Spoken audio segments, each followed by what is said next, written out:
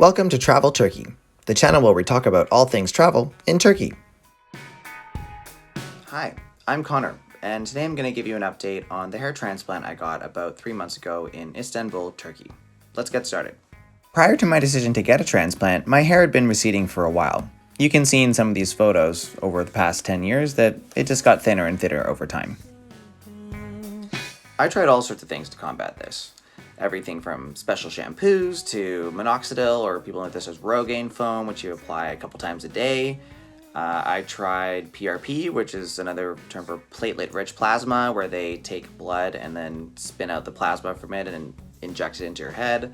All sorts of different stuff, some more expensive, some less expensive, but everything that I tried either slowed the hair loss or maybe it just stopped it, but I wasn't able to regrow any hair that had completely been lost. And what I was told over and over again from doctors and clinicians is that the only thing that would really get the job done and do it permanently was a hair transplant.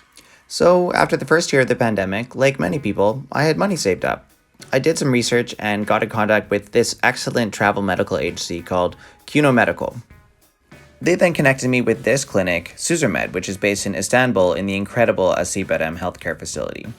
The package was pretty fantastic. I got accommodation for 3 nights at a 4-star hotel, transport to and from the airport, which is pretty far away from the city, and even breakfast and lunch one of the days, all for about $2,300, and that included the procedure as well. Now, I think I'll run through the procedure itself in more detail in my next video, but for the time being, let's run through what has changed since I got the procedure about 3 months ago. So what has happened? Well, in the first few weeks after the transplant itself, your hair follicles are really sensitive. So you can't work out, you can't go swimming, you can't go to a steam room, you can't do really much at all because you have all these cuts in your head and they have to heal. You can see how many cuts there were in my head post-op, and that was just the transplanted hairs, not even the donor area. Now, this was a pretty boring period for me. As an avid CrossFitter, I was not very happy about not being able to work out for actually several months, but I knew that it was for the best given the amount of time and money I'd spent traveling to Turkey, getting this procedure done. I wasn't going to screw it up just because I had to take a bit of a break for a few weeks. Now, back to my head. So after the first week or so, most of the cuts had healed and the areas, especially in the back and then in the top and the front, had scabbed off and we were ready to move on to the next phase. Now, the bad news.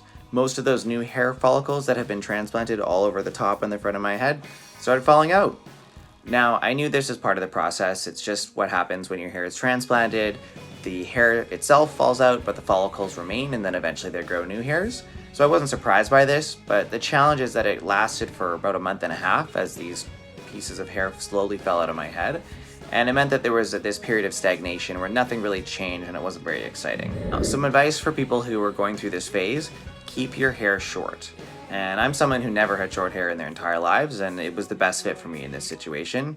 The reason for that is that the back of your head and the sides of your head start to grow normally after not very long, but whatever area is transplanted is stunted. It doesn't grow at the same rate at all. So if you just grow your hair back normally, half of it will look a certain way and then the other half will look totally different, and it's really bad. So what I ended up doing is, first I was going to get my hair cut every week, and I realized maybe I should just do this myself. So every Tuesday I've been buzzing the sides and the back of my head and then snipping the top with scissors.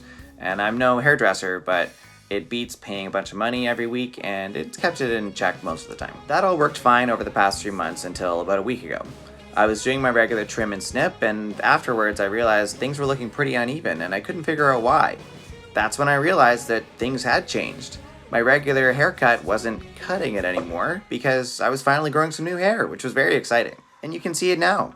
The transplanted hair still isn't at all as dense as the rest of my head because it's only been 3 months, but things have really filled in just in the past week, and I haven't had a hairline like this since I was maybe 17. Well, fortunately, I'm finally out of the depressing post-op phase of a hair transplant. You can see there's new growth, there's a lot more to come, so I'll probably do another update at the 6-month period of time because that's when everyone says the magic really happens. Even beyond that, 18 months is really the standard to evaluate full performance of a hair transplant because your hair can take that long to thicken and grow in, especially around the crown.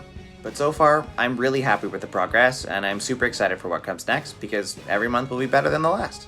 As mentioned, I'll probably post another update at the 6-month mark, and I can explain more about the procedure itself and maybe share some more gross photos too.